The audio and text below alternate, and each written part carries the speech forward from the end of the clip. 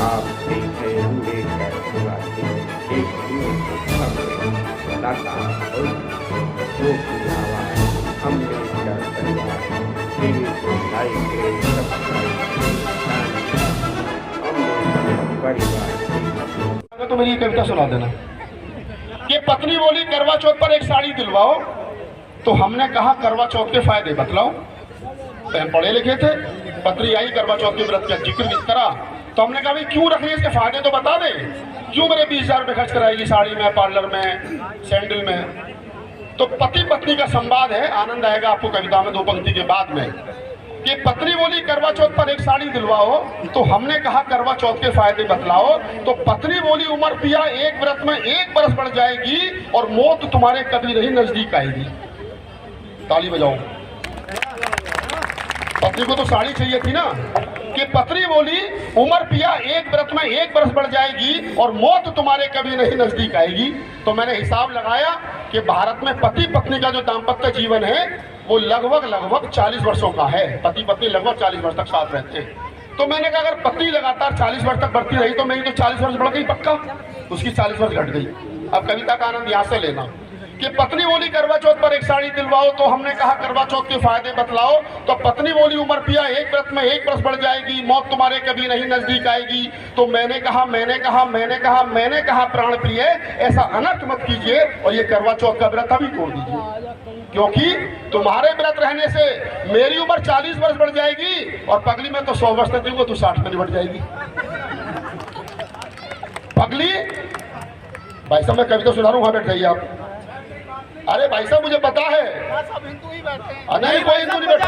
एक बार और मजा आ गया, एक बार और मजा आ गया उस्ताद।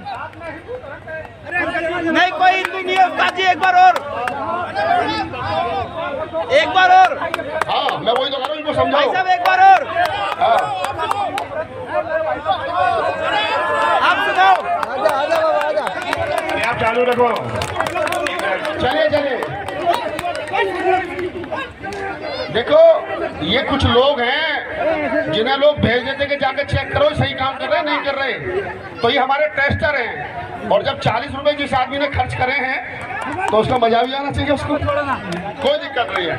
कि पत्नी बोली कि मैं तो 100 वर्ष से जीऊंगा, तू 60 में निपट जाएगी।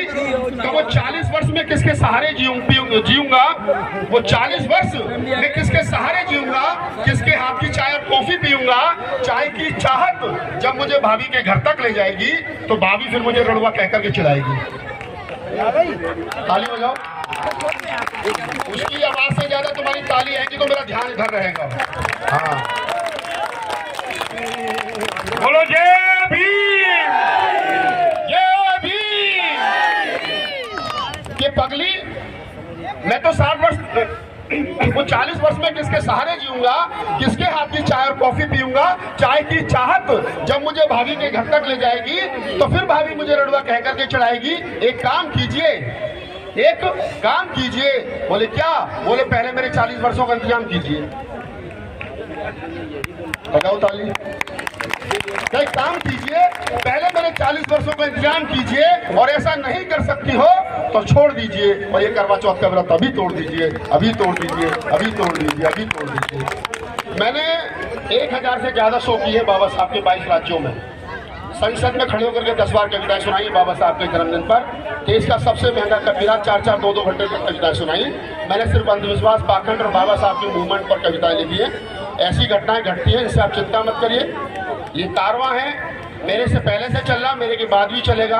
इसमें मिलावट नहीं होनी चाहिए। और जैसा मैंने भास्कर भाई को बोला है कि अगली बार जब भी कोई आदमी मंच पे आए तो उसको भी चेक कर लो, उसी गाड़ी को भी चेक कर लो कि वहाँ लाल चुन्नी तो नहीं बंध रही है गाड़ी में। बुलाएंगे नहीं ना अगली बार। हाँ भाई साहब कह रहे बुलाएंगे नहीं।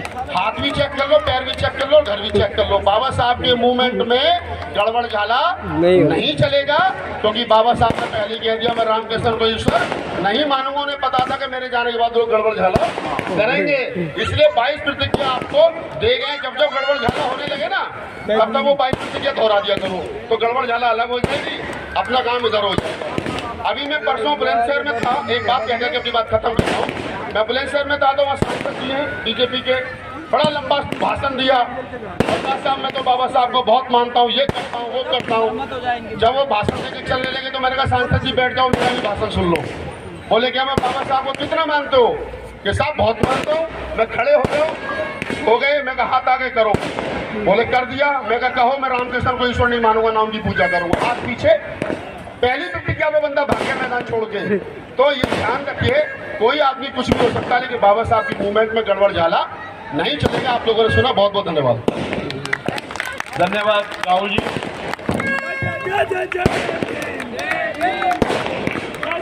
बंदे पूर्णिमा जी।